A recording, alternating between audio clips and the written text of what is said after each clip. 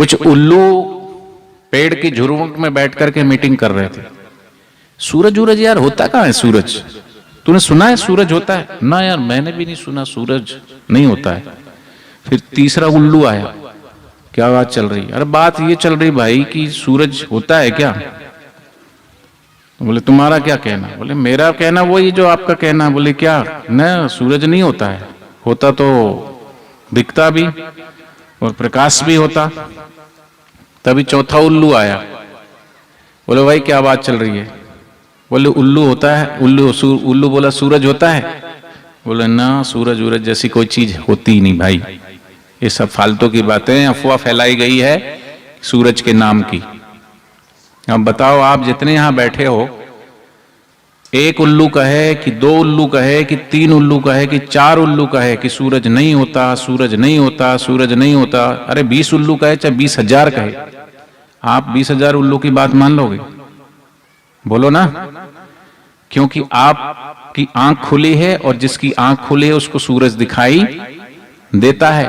दिखाई तो उल्लू को भी देता है, लेकिन वो देखना ही नहीं चाहता, वो तो आंख नीच करके झुरमुट में बैठा रहता है। उल्लू को कभी ध्यान से देखना, वो आंख थोड़ी नीची करके बैठा रहता, देखना ही नहीं चाहता। रात को इधर उधर भटकते रहता है और दिन में भी अंधेरे में वहां बैठा रहता है। ऐसी जो निंदक और अज्ञानी और मूर्ख और धूर्त लोग हैं, वो बोलते हैं क्या है संतों के पास, क्या है सत्संग में, क्या है, क्यों सत्संग में जाना, क्यों सत्संग में जाकर के टाइम वेस्ट करना? अरे ये कहां तुम 21वीं सदी में जी रहे हो? अरे भाई समय का सदुपयोग करो। क्या 4-4 घंटे टाइम बर्बाद करते हो? सत्संग में जाना मतलब 3 घंटा 4 घंटा बर्बाद करना है? क्या जरूरत है सत्संग में जाने की? तो उन महानुभाव से ये पूछो कि जो ये कहते हैं कि सत्संग में जाके टाइम बर्बाद होता है, तो भैया तुम टाइम का बहुत सदुपयोग करते हो? बोले हाँ, टाइम को यूटिलाइज करो, कमाओ धमाओ, दुनिया में आगे बढ़ो। तो ठीक है, फिर रात को तुम 6 घंटा 7 घंटा 7 घंटा 8 घंटा क्या सोते हो? बोले हाँ बिल्कुल सोते हैं। तो क्यों टाइम वेस्ट करते हो सोने में? उठो भैया, दौड़ो, कमाओ धमाओ, सो के क्यों टाइम बर्बाद कर रहे हो? उठो, कमाने के लिए भागो दौड़ो, सोना क्यों? सिर्फ जागो और भागो और कमाओ धमाओ 8 घंटा भी क्यों बर्बाद करते हो? महाराज अगर हम 6 घंटा 8 घंटा सोएंगे नहीं ना, तो दूसरे दिन काम करने लायक ही नहीं रहेंगे। जयराम जी, सोना बहुत जरूरी है। जैसे दूसरे दिन कार्य करने के लिए शक्ति चाहिए, वो शक्ति सोने से मिलती है, ऐसे ही भगवान की शक्ति और भगवान की भक्ति चाहिए, तो उसके लिए सत्संग बहुत जरूरी है, ध्यान जरूरी है, सुमरन जरूरी है। इस समय भले नहीं दिखता है अलार्म, जब आप भरते हो तो अलार्म सिर्फ उसी समय के लिए नहीं भरते हो। अलार्म बजता है, लेट बजता है, जिस समय तुम्हें जरूरत होती है उस समय बजता है। जिस समय की तुम टाइमिंग लगा के सोते हो, अलार्म तुम्हें उस समय सचेत करता है। 6 घंटा या 7 घंटे का अलार्म आप लगाओ तो उसी समय बजेगा। ये सत्संग अलार्म है उस समय के लिए। जब मृत्यु आएगी, ये तन ना साथ देगा, ये धन ना साथ देगा सदगुरु के बिना। फिर ये सदगुरु के बिना अर्थात सदगुरु का ज्ञान, और सदगुरु का ज्ञान जो है ना, वो जीते जी भी हमें साथ देता है और मरने के बाद भी हमारा मार्ग प्रशस्त करता है। सदगुरु का सत्संग, सत्संग से ही, बिन सत्संग विवेक न होई, राम कृपा बिन सुलभ न सोई। सत्संग की आधी घड़ी सुमरन बरस 50, वर्षा वर्षे एक घड़ी अरट फिरे 12 मास।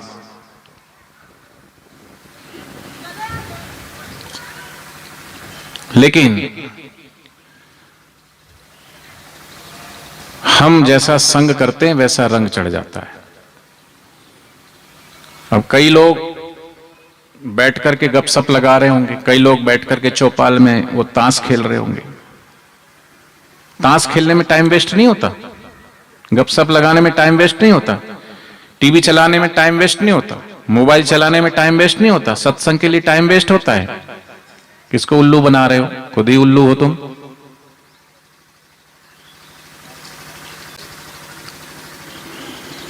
रामचरितमानस कहती है सबसे बड़ा पाप क्या है? पर निंदा सम अग्न गरीसा, पराई निंदा के समान कोई पाप नहीं।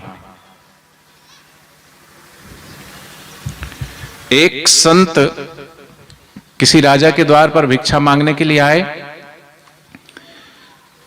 तो राजा ने भिक्षा तो दिया नहीं करते हैं, तो राजा ने अपमान किया, राजा ने संत का, और अपमान क्या किया कि भिक्षा पात्र में वहां पर एक घोड़ा था, घोड़ा खड़ा हुआ था, घोड़े की जो लीद थी वो घोड़े की लीद उठाकर कमंडर में डाल दिया। संत ने तथास्तु कहा, हम जो जिस भांति से जाकी रही भावना जैसी प्रभु मूरत देखो तिंत, जिस भाव से हम किसी को कुछ भी देते वो अनंत गुना होकर वापिस हमें ही मिलती। Every action the create reaction. Bapuji बोलते हैं ये कलयुग नहीं ये करजुग है, ये कलयुग नहीं ये करजुग है, और प्रकृति का नियम है। आप सब खेती करते हैं, 1 क्विंटल गेहूं बोया तो एक का 10 गुना 20 गुना मिलेगा खेत में से, नहीं मिलेगा। ये कलयुग नहीं करजुग है। इस हाथ दे उस हाथ ले, नेकी का बदल अनेक है, बद की बदी देख ले। शक्कर खिला शक्कर मिले, टक्कर खिला टक्कर मिले, जो औरों को डाले चक्कर में वो खुद भी चक्कर खाता है, जो सभी को खिलाए शक्कर वो खुद भी शक्कर खाता है। हमारे गुरुदेव ने सबको दिया है, लिया कुछ भी नहीं है। कितनों की शराब, हाँ लिया है तो दूसरों के दुख लिए हैं, दूसरों के पाप लिए, दूसरों के संताप लिए, दूसरों के पाप ताप का हरण किया है, दुख का हरण किया, दारिद्रता का हरण किया है, सुखों से भरा है। कईयों की शराब छुड़ाई, कईयों की बीड़ी छुड़ाई, कईयों के गांजा छुड़ाए, कईयों की बुरी आदतें छुड़ाई और भगवान के रास्ते पे लगाए। तो हम भी तो यहीं जैसे आप बैठे, हम भी ऐसे ही बैठे रहते थे, वैसे ही बैठते, गांव में ही रहते, तो गांव में हम भी खेती बाड़ी करते, शहर में आके बिजनेस कर रहे थे, अपना पैसे कमाते दमाते वहीं रहते। लेकिन आज अगर हम यहां पर बैठे हैं तो हम अपने गुरुदेव की वजह से बैठे हैं। कि मुकेश भाई पटेल आपके गांव के हैं, इंदौर आश्रम में इनको आश्रम का संचालक बनाए, उनको गुरु की नजर में गुरु की कृपा है तभी तो बने। आपके गांव से आप इनका उदाहरण देख सकते हो, मेरा उदाहरण देख सकते हो। मेरे गांव में, मेरे शहर में जाके देखो, वहां जो गांव में रहने वाले लोग उनकी उतनी इज्जत नहीं करते जितनी आज अगर मैं जाता हूं। तो मैं जहां सत्संग करने गया था, जहां मेरा बर्थ प्लेस था, वहां 13-14 गांव से लोग आए थे देखने के लिए कि हमारे गांव का बेटा संत बना, गुरुद्वार पे रहता है, तो कैसा है क्या है, सुनने के लिए आए, देखने के लिए आए। तो गुरुजी ने तो सबको दिया ही दिया, लिया क्या है, किसी से कुछ नहीं लिया, उन्होंने कुछ चाहिए भी नहीं। संत प्रवृत्ति करते हैं तो समाज के उत्थान के लिए करते हैं, उनको कुछ नहीं लेना देना समाज से। समाज दे भी क्या सकता संतों को? संत के पास वो संपदा है, उन्होंने तो वो पा लिया है, ब्राह्मणी स्थिति प्राप्त करके कार रहे ना शेष, मोह कभी ना ठग सके, इच्छा नहीं लवलेश, पूर्ण गुरु की पूर्ण कृपा मिली, पूर्ण गुरु का ज्ञान, आंसू मल से हो गए मेरे साईं आसाराम। उन्होंने कुछ नहीं दिया, लेकिन दिया है उनको। मैं अभी छत्तीसगढ़ गया था, दुर्ग भिलाई में समिति के भाई बोले हमारे पास कुछ भी नहीं था, हम तो छोटे से साइकिल से जाते थे, लेकिन हम मजदूरी करते थे, 200-300 रुपए कमाते थे। आज हम बिल्डर हैं, हम कंस्ट्रक्शन वर्क का काम ठेके लेते, बड़े बड़े मकान बनाते, मॉल बनाते हैं। आज हमारे पास अपना मकान है और अपनी गाड़ी है, गाड़ी में चलते हैं। हमको बापूजी ने क्या क्या नहीं दिया।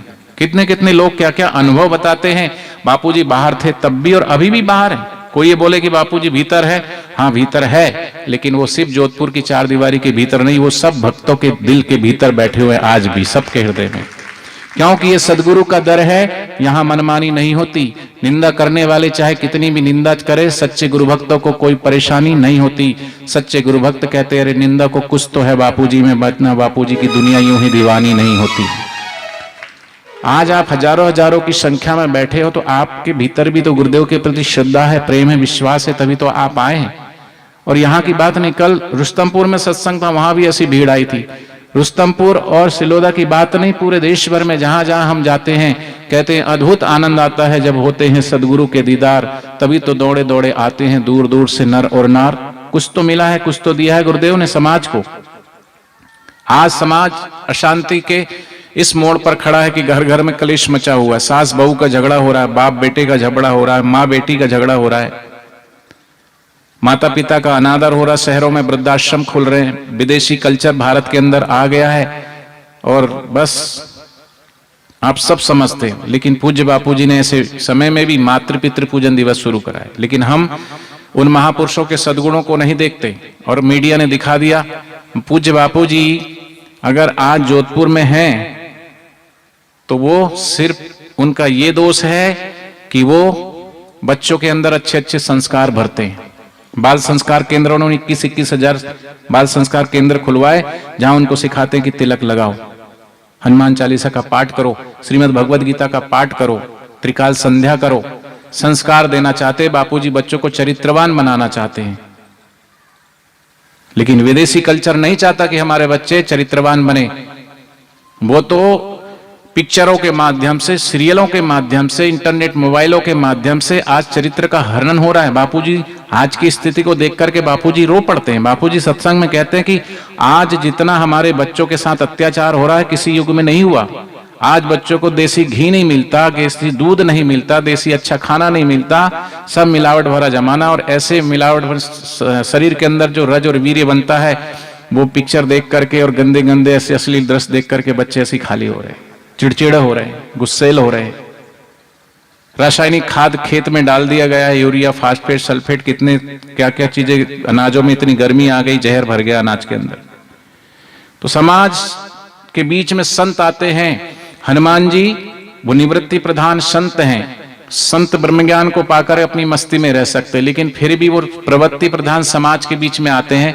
संत अगर समाज के बीच में आते हैं तो सज्जनता और सद्व्यवहार, सौहार्द फैलता है, शांति फैलती। संत ना होते इस जग में तो जल मरता संसार।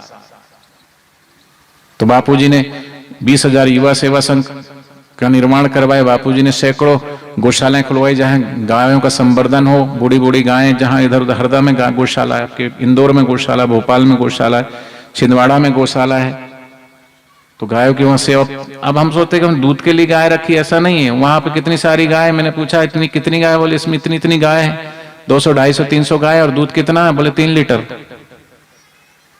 तो वहां दूध के लिए गाय नहीं, गाय सेवा के लिए इधर उधर बेचारी भटकते रहती, पॉलिथीन खा रही है, मंडी में खड़ी, इधर उधर, वहां से गायों को इकट्ठा करके चलो गायों की सेवा करो।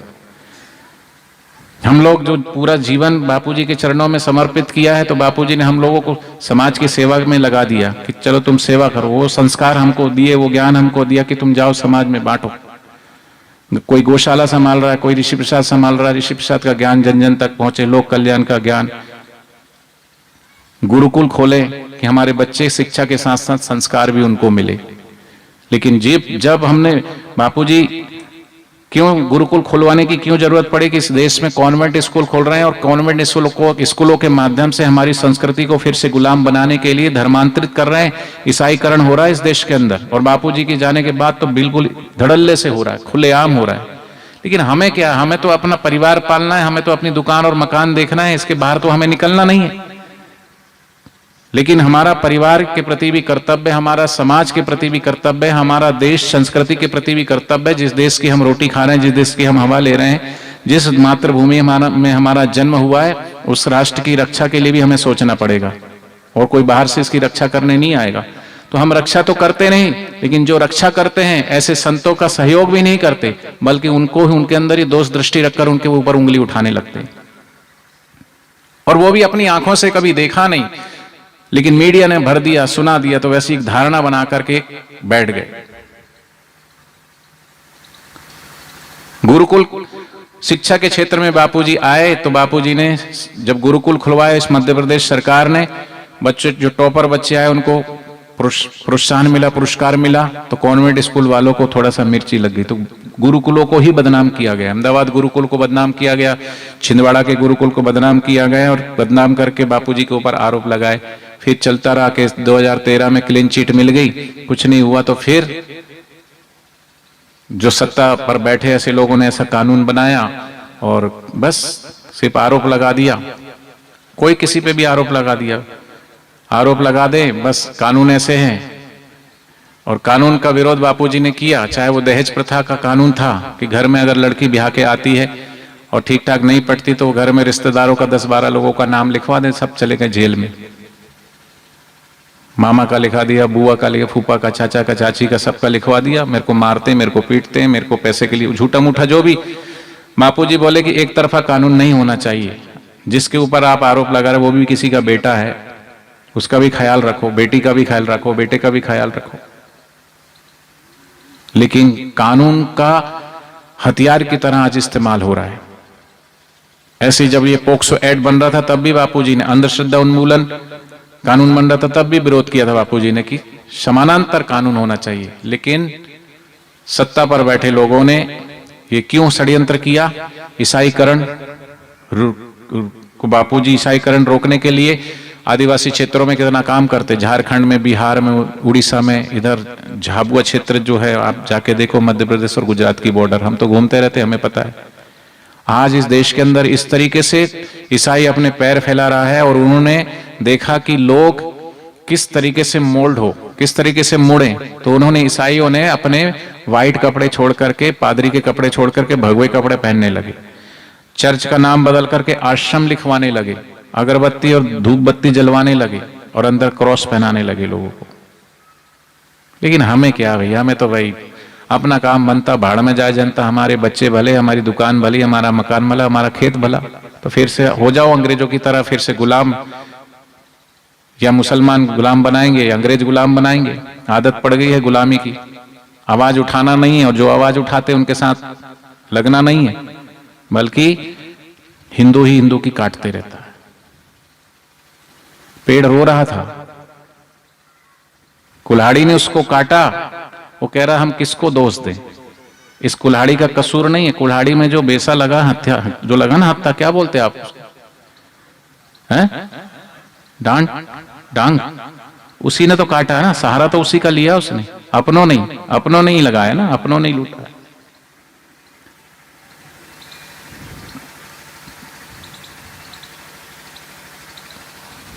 पच्चीस दिसंबर को इस देश के अंदर क्रिसमस डे मनाने लगे। नकली पौधा लाते, बापूजी बोले कि घर में तुलसी का पौधा लगाओ, तुलसी 20 घंटे ऑक्सीजन देती है, 4 घंटे ओजोन देती है, तुलसी के पत्ते खाने से स्मरण शक्ति बढ़ती है, 300 प्रकार की बीमारियां तुलसी से ठीक होती, कैंसर जैसी बीमारी भी तुलसी से ठीक होती। तुलसी की महिमा लोग जाने और नकली चीज से बचे।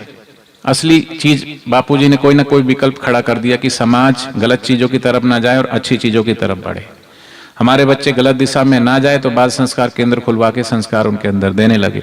कॉन्वेंट स्कूलों में ना पढ़े, ठीक है अंग्रेजी आना चाहिए, पढ़े, लेकिन साथ में संस्कार भी मिले, नहीं तो ये अंग्रेजी पढ़ने वाले बच्चे जब माता पिता बूढ़े हो जाएंगे, धक्के मार के घर से बाहर निकाल देंगे और वृद्धाश्रम में धकेल देंगे, फिर पता चलेगा। तो फिर ये मातृ पितृ पूजन दिवस मनाए के लिए प्रेरित किया। तो ऐसे संतों पर आरोप लगाते हैं, लांछन लगाते हैं। तो संत की जो निंदा करता है, कबीरदास जी कहते, कबीरा निंदक ना मिलो, पापी मिलो हजार, एक निंदक के माथे पर लाख पापी इनको भार। गुरु नानक जी ने कहा, संत का निंदक महाहत्यारा, संत का निंदक परमेश्वर मारा, निंदक की कभी बूझे ना आस, नानक संत का निंदक सदा हो निराश। और नानक जी कहते, संत का निंदक बहिर्योनि पावे, संत का निंदक अजगर होई, संत का निंदक दादुर होई। दादुर मेंढक को बोलते, अजगर, सांप, बिच्छू, मेंढक। आपको पता मेंढक बारिश में क्यों चिल्लाते? बारिश में मेंढक टर टर भर गए पोखरे तालाब और चिल्लाना शुरू करते, चारों तरफ शोर मचाते। वो कहते रुक जा बारिश, रुक जा बारिश, रुक जा। अब इन मेंढकों के चिल्लाने से बारिश रुक जाए तो तुम्हारे खेत और खलियानों का बंटाधार हो जाए। बारिश नहीं होगी तो खेत खलियान में फसल कहां से होगी? वर्षा बहुत जरूरी है। वो वर्षा होती है और खेत और खलियान लहलाते हैं। ऐसी जब जब धरती पर संत आते हैं तो निंदक रूपी मेंढक भी चिल्लाते हैं, लेकिन संत निंदक रूपी मेंढकों की परवाह किए बिना वो तो ब्रह्म ज्ञान की वर्षा करते रहते हैं और भक्तों को हृदय को सींचते रहते हैं, आनंदित करते रहते हैं, शांति पहुंचाते रहते हैं। वो परवाह नहीं करते निंदक की। वो तो कहते हैं निंदक नेड़े राखी, आंगन कुटी छबाए, बिन पानी बिन सावना, निर्बल करे सुबाए। संत का तो वो स्वभाव होता है। संत का स्वभाव कैसा होता है कि संत जा रहे थे, एक नदी के पास से गुजरे तो वहां पर एक बिच्छू ऊपर उठने की कोशिश कर रहा था, लेकिन बार बार फिसल रहा था। फिर उठे, फिर फिसले, फिर उठे, फिर फिसले। संत ने थोड़ा हाथ आगे कर दिया कि इसको उठा के मैं इधर रख दूं, लेकिन बिच्छू तो बिच्छू है। उन्होंने संत को मारा डंक, संत की उंगली से खून निकलने लगा, लेकिन फिर भी उन्होंने फिर हाथ दिया। फिर उसने दोबारा फिर डंक मारा, फिर नीचे गिरा, फिर संत ने फिर हाथ आगे किया, फिर उसने तीसरी बार डंक मारा। तो पास में खड़ा व्यक्ति कह रहे महाराज छोड़ो इसको, पता है आपको ये बिच्छू है, ऐसे ही डंक मारेगा। तो संत कहते हैं डंक मारना इसका स्वभाव है। जब ये अपना स्वभाव नहीं बदलता तो संत अपना स्वभाव कैसे बदलेंगे? और संत ने प्रयास करके उसको निकाल के बाहर किया। इसलिए कहा संत ना होते इस जग में तो जल मरता संसार। तो वो संत का अपमान किया उस राजा ने, उनके भिक्षा पात्र में लीद डाल दी। तो संत ने कहा तथास्तु, जो जिस भाव से तुमने दिया है ये कलयुग नहीं करजुग है, इस हाथ दे उस हाथ ले, नेकी का बदला नेक है, बद की बदी देख ले। शक्कर खिला शक्कर मिले, टक्कर खिला टक्कर मिले। जो औरों को डाले चक्कर में वो खुद भी चक्कर खाता है, जो सभी को खिलाए शक्कर वो खुद भी शक्कर खाता है। बापूजी कहते हैं अपने दुख में रोने वाले मुस्कुराना सीख ले, दूसरों के दुख दर्द में आंसू बहाना सीख ले। जिंदगी है 4 दिन की, तो जिंदगी में किसी के काम आना सीख ले। इसे दुनिया मत समझ, ये सागर की मझधार है, औरों का बेड़ा पार कर तो तेरा भी बेड़ा पार है। और बापूजी ने बेड़ा पार किया है। नहीं तो इतना इतना कुप्रचार मीडिया ने साल भर लगातार डिबेट की, लेकिन साधकों की श्रद्धा को हिला नहीं पाए। चमत्कार देखना है तो चमत्कार तो प्रतिपल हो रहा है, लेकिन उस चमत्कार को देखने के लिए हमारे पास दृष्टि नहीं है। फिर भी चमत्कार देखना है तो ये चमत्कार कम है क्या? मीडिया ने और इस शासन और प्रशासन ने और देशी और विदेशी ताकतों ने पूरी जोर पुरजोर प्रयास कर लिया कि बापूजी के साधक टूट जाए, बापूजी के साधक आश्रम में जाना बंद कर दे, भगवान का नाम लेना बंद कर दे। ना तो भगवान का नाम लेना बंद किया है, ना भगवान के नाम को पाए हुए ऐसे संतों के द्वार पे आना बंद किया है, बल्कि पहले से ज्यादा बापूजी के देवी कार्य और सेवा कार्य अभी भी चल रहे हैं। आश्रम खुले हैं, सब कुछ यथावत, पहले से और ज्यादा सेवा कार्य। इस बार मातृ पितृ पूजन दिवस 14 फरवरी को मनाया गया। प्रतिवर्ष से इस वर्ष की हर साल रिकॉर्ड टूटता है और आने वाले समय में और टूटेगा। तो सेवा कार्य बढ़ रहा है। तो समाज के लोग समझदार और बुद्धिजीवी हैं। ऐसा नहीं कि समाज के लोग भी रोटी खाते हैं, उनको भी इतनी समझ है कि क्या सच्चाई है और क्या नहीं। इसलिए कहा सच्चाई कभी छुप नहीं सकती बनावट के उसूलों से, और खुशबू कभी आ नहीं सकती निंदक तेरे कागजी फूलों से। ये निंदक की निंदा कागज फूल की तरह है, लेकिन संतों का ज्ञान सच्चे फूल की सुबास की तरह है। और वो सच्चा ज्ञान बापूजी ने दिया है, और जिसने लिया है और जिसने महसूस किया है वो ये कहता है कि हम नहीं छोड़ के दर आपका जाने वाले, भक्त जब आपका कहते हैं जमाने वाले, आपके दर पे जिए यहीं पे मर जाएं बापूजी, यही कहते हैं बापू के दरबार में आने वाले।